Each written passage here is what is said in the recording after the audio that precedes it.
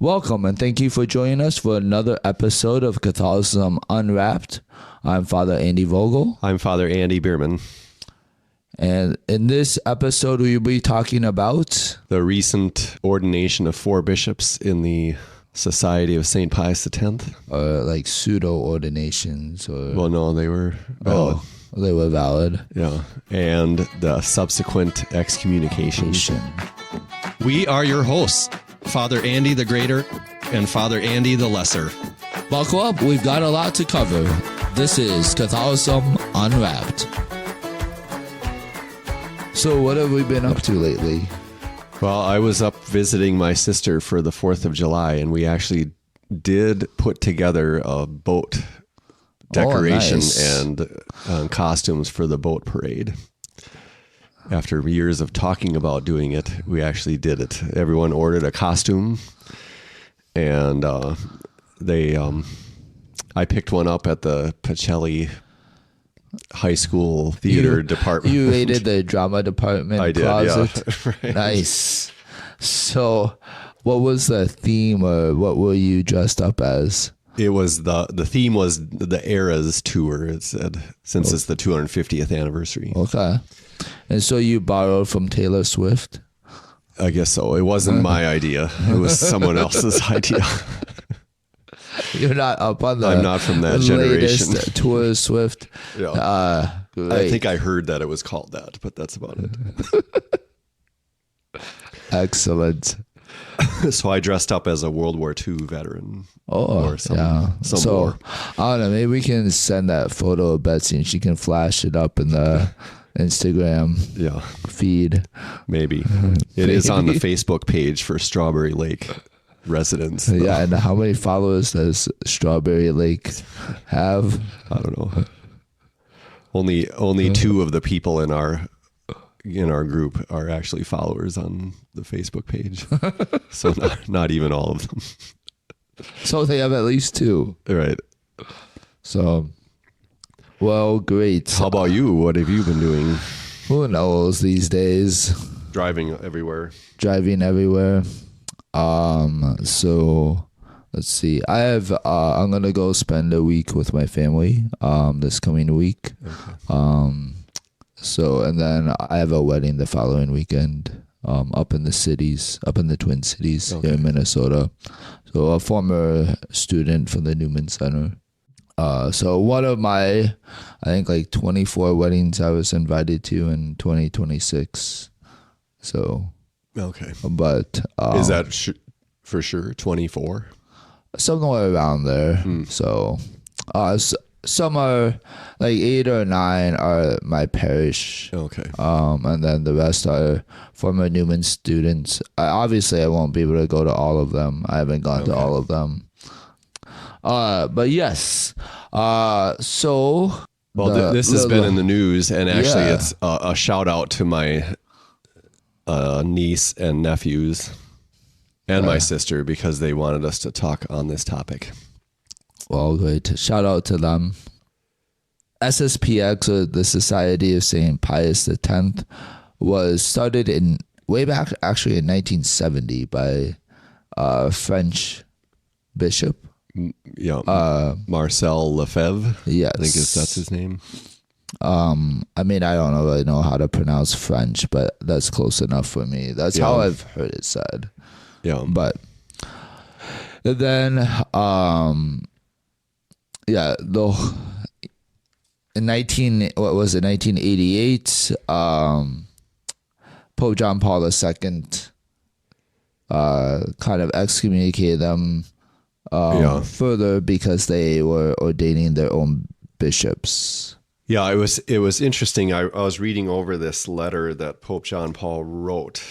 Oh, okay. Describing the whole process. Is that from 1988? 1988. Yeah. It's July 2nd, so I guess it was the day after they had the consecration. Okay. And similarly, this recent consecration was on the same day, I think, July 1st. Okay, maybe they chose that specifically, intentionally. And I remember that was the year that I went to the seminary in Winona. It was 1988. Oh, in the fall. Yeah. So it was Hot fresh. topic. Yeah, it was fresh in the news at that time that this guy had ordained 4 bishops without the papal mandate, which is required by canon law. Okay. And it's one of the is it the 5 ways that you can receive an automatic excommunication? So Meaning it doesn't even have to be declared by the church. You're just by the action itself. by the action itself. Yeah. Yeah.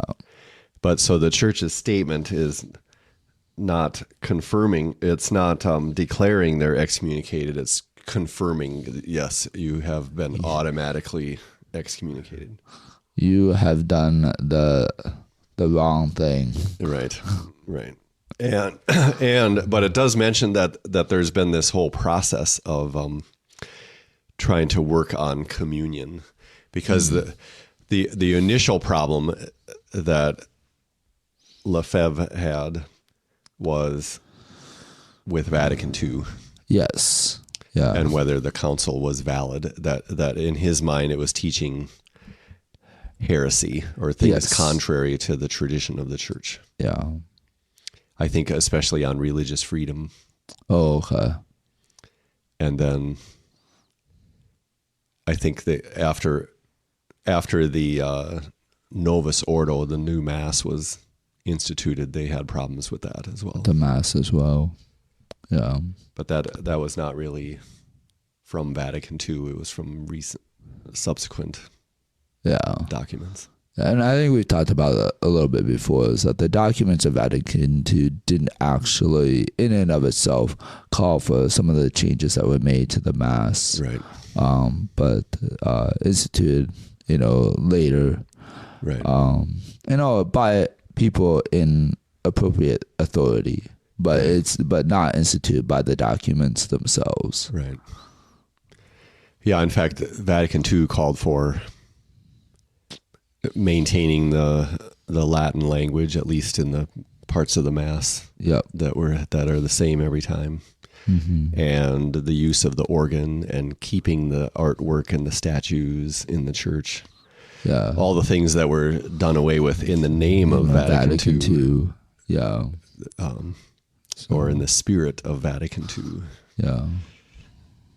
So, yeah. Yeah. So anyway, we there is a seminary, or I think they may have moved, but I think they did. There was a seminary for SSPX just up the hill from our seminary in Winona. Yeah, in Winona, Minnesota. In the old Dominican priory where Father Fabian, the legend. God rest his soul. Yeah. Father Fabian. Actually went to school for a year or so, I think. Oh, I did not know that. Yeah. And so they took it over and established a seminary. So they would come down to our seminary and argue with us, and then invite the seminarians up there. Yeah. And try to make their case that they're in the right, that the church has fallen into that they're error. Becoming a priest in the heretical part of the church, or whatever, however you would say that. Right. But we would say the opposite, obviously. Right. And then finally, our rector had to tell us, don't go up there anymore because it's just causing a lot of confusion and possible division. Yeah. Even amongst the seminarians. Yeah. So if it's not obvious yet, SSPX believes, some of the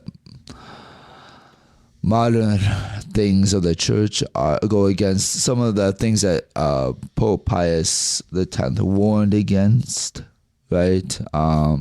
In the name of their modernism. society. Yeah, and modernism. Yeah. And then obviously they prefer what we call the extraordinary form of the Mass, or the Latin Mass. Yeah, I would say it goes further than just preferring it. They would say it's the only valid form of the Mass. Yeah. Yep. The Novus Ordo is not a valid form of the Mass, right? Yeah. Right. So it's interesting that the Pope John Paul II at the time addressed the issues that they have. He said that it is a schismatic act because they were disobedient to the Holy Father. Yes. In ordaining these bishops without the approval of the Pope. Yeah. And it's part of his office of binding and loosing that he can decide whether to give approval to ordaining a bishop or not. Yeah. I mean, it's a matter of authority, right? Like, I think even in this latest case, they said, well, just approve our choices, right? And we'll be good. Yeah, like they're good men. Why not just approve them? Yeah, why not approve them? But they didn't go through the proper channels, the proper process, and was never approved. And so, I mean, I suppose the Pope could do it, but that's just it. Like the church is not democratic in that sense. Yeah, but, we often think about the authority of the Pope in the area of teaching. Yeah. But he also has authority in the area of governing, like being a shepherd, as Jesus said to St. Peter, feed my sheep. And so that we learned in our class on infallibility and so forth that the Pope has immediate supreme jurisdiction over the whole Catholic Church. Yeah. And that is in the area of governance. And so for them to be disobedient to the Pope, they're being disobedient to Jesus, who gave the authority to the Pope for governing. Yeah. If you want to double check it, it's Matthew chapter 16, verses 16 to 19, where Jesus says, upon you I will build my church. Right. And I give you the keys to the kingdom. Whatever you declare bound on earth is bound in heaven. Yeah. So the binding and loosing it's included in the teaching, the moral teaching as well. Like it's saying who gets to heaven and who doesn't get to heaven, or what does it take to get to heaven? With regard to morality. Yeah. And also that role of shepherding the church. And so he says this schismatic act is incomplete and contradictory notion of tradition. Yeah. Because they're standing on the previous tradition that the current Pope has contradicted in their mind. And he says that's incomplete because the tradition of the church is living. It's passed on into the current Bishop of Rome, or whoever holds the office, has that authority. Yeah. And so they're deciding on their own that the Pope has fallen into heresy based on previous documents or teachings of the church. Yeah. Which in some ways is not any different than the Protestant churches, right? Exactly. So they go by sola scriptura, like this is what the Bible says, and the church has contradicted it and fallen into error or whatever. And here it's like the liturgy has fallen into error or whatever, and so or these are previous documents of the church, like church councils, and you've fallen into error because you've departed from them. Yeah. So it's, instead of sola scriptura, I suppose you could call it sola documenta. Sure. I don't know my Latin, so. So it also is breaking the ecclesial bond with the Apostle Peter and his successors. Yes. And so they would say it was necessary to do this ordination because they need to have bishops to keep ordaining priests in this order. But the Pope says you're saying something is necessary while you're attacking the very unity of the church on which it is founded. Yeah. By your actions. Yeah. you're preserving the tradition by attacking the tradition, Yes. the unity of the church. Yeah. Which is ironic. So then the history after that, Pope Benedict in 2009, I think it was. Yes, I think yes. He lifted the excommunications for those bishops. I think Bishop Lefebvre had already died by then. Okay. Yeah. And there was controversy about that because one of them, Bishop Williamson, was apparently a Holocaust denier. Yeah, I remember when that kind of hit the news. And it caused a lot of uproar because they said all he needed to do was Google that and he would have found that out. Yeah. As though Pope Benedict sits on his computer and Googles things. I don't know. I don't know. Maybe. I don't think he does. So, well, he doesn't anymore. He didn't. He's in heaven now. Yeah. Or wherever. I guess we don't know that for He's sure. He hasn't been him. canonized, so Right. we don't know that for sure. But right. But yeah. So that was that history. And then Pope Francis was actually quite generous to them in the year of 2017. mercy. He extended ecclesiastical jurisdiction and over confessions and marriages. Mm-hmm. In other words, he gave them faculties to perform those sacraments. Yeah, in 2017. Which you need for validity. Mm-hmm. I was reading through, Pope John Paul actually had given them faculties for marriage. Okay, yep. Earlier. So, and then Pope Francis gave them confessions. Yeah. Yeah. So, go ahead. So then I guess fast forward to July 1st of this year. That was all rescinded. It was a big blow for them. Yeah. They went ahead and ordained 4 new bishops because there's only 2 of them left from the original 4. Oh, okay. And they're getting old. Didn't realize that. Okay. Yeah. And the Pope and the Church had warned them not to because they would be excommunicated. Yeah. And they did it anyway. Yeah. Yeah. Leading up to this, Pope Leo gave them lots of warnings. And told them not to go ahead, but they did. Because the canon law is still the same. I mean, it's automatic excommunication. Yeah. And some people have asked, why couldn't he just approve their choices like the Pope has decided to do with China? Yeah. The Communist Party of China is appointing bishops for the Catholic Church over there. Yep. And ordaining them, and then the Pope has decided he will approve those choices. Yeah, and that was first done under Pope Francis, correct? I think so, yeah. Yeah. Well, I think even under Pope John Paul, they were giving approval after the fact. Oh, okay. In order to maintain unity. So, well, I know there was the underground church for a while too. Right. But okay. Yeah. But yeah, so Francis, so in the case of China, Francis, Leo, has gone along with what the government has appointed. Right.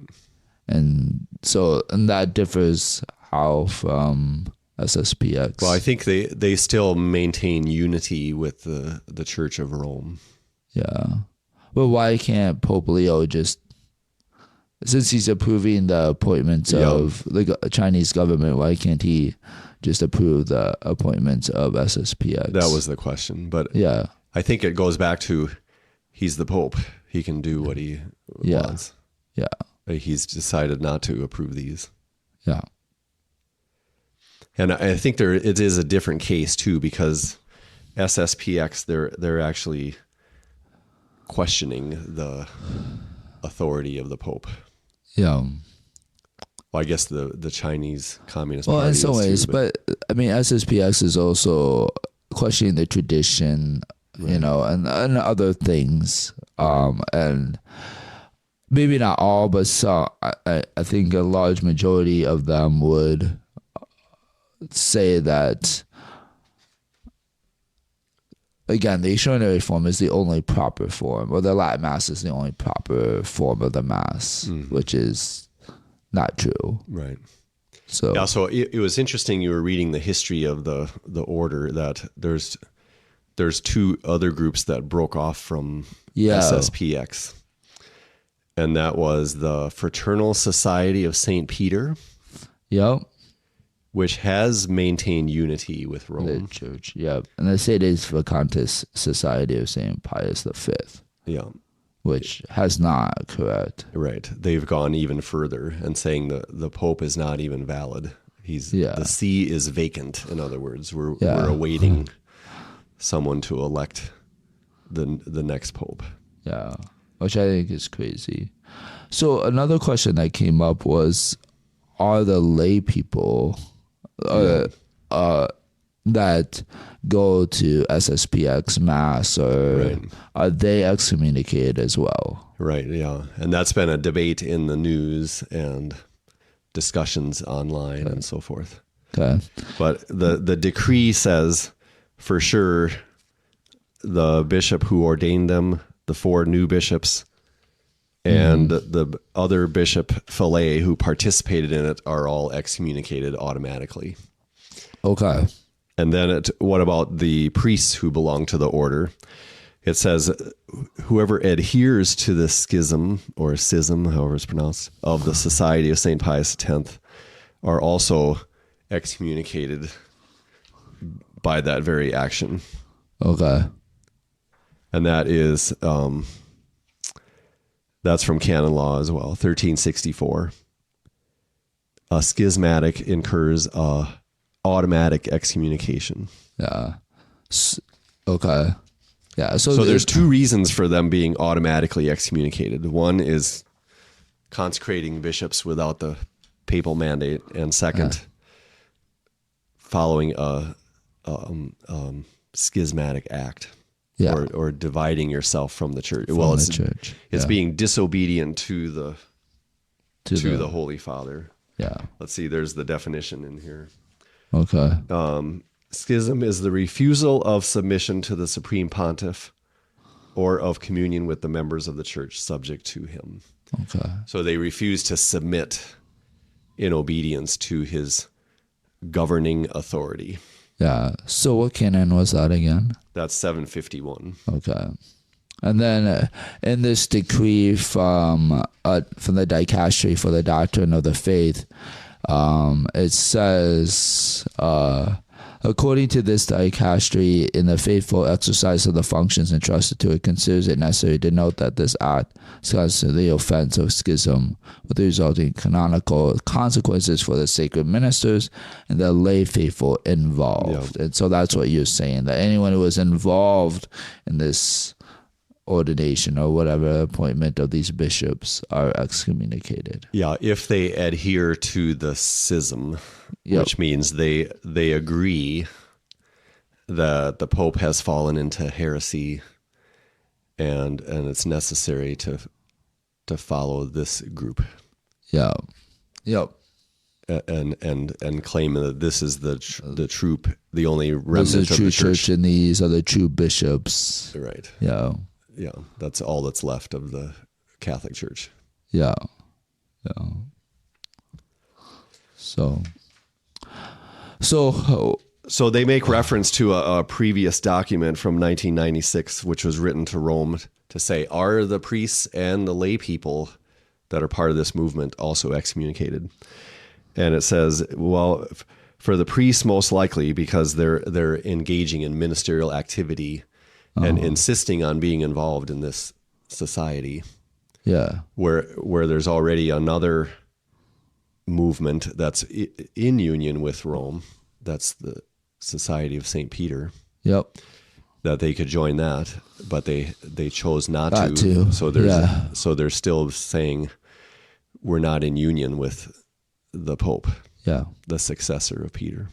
Yeah. And then insofar as the lay people, I guess, agree with that, but we don't really know. That you'd have to take it case by case. Yeah, you don't know exactly what each lay person that goes to an SSPX mass Right. Actually believes. You'd have to ask them individually. It does say that not everyone who goes to the SSPX mass is excommunicated. Yeah, it would depend on what they believed and adhered to. Because I think there's now 600,000 members of this. Yeah, that's what movement. That's what they. Yeah, that's what a figure that the society itself cites. Right. Is that there's 600,000. Some of them are going just because they want to attend the Latin Mass. Yep. Yeah. But but I think if you go and say that this is the only valid Mass, then you're starting to tread on thin ice. Yes, exactly. Or the Novus Ordo, the new Mass, is not valid. Yeah. Then yeah, you might be leaning towards automatic excommunication. Right. So, so what should we do? What should we do? Pray for everyone involved. Yeah, I think that's been some of the suggestions is to allow more widespread use of the extraordinary form. Yep. Again? Yeah. Yeah, because Pope Francis kind of limited it, correct? He did, yeah. And so to go back to the policy that was extended by Pope Benedict in 2007, the Motu Proprio that he wrote, and that